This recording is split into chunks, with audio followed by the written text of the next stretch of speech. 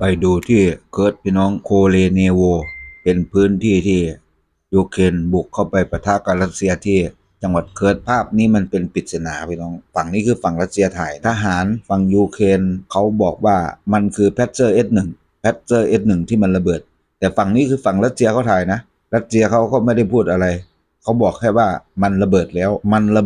เขาพูดแค่นี้เองก็เลยไม่รู้ว่ามันคืออะไรมันเป็นปริศนาแต่ฝั่งยูเครนบอกว่ามันคือแพทเซอร์ S1 คือตัวนี้เลยพี่น้องตัวที่มันระเบิดอยู่ตอนนี้ฝั่งนี้คือฝั่งรัสเซียถ่ายนะส่วน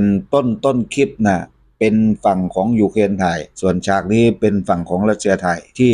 โคเลนเนโวจังหวัดเคอร์ซินาตัวที่มันระเบิดคือตัวนี้เขาเรียกว่า Panzer S1 มันเป็นอุปกรณ์ป้องกันภัยทางอากาศของรัสเซียซึ่งปัจจุบันนี้ระเบิดไปเรียบร้อยแล้ว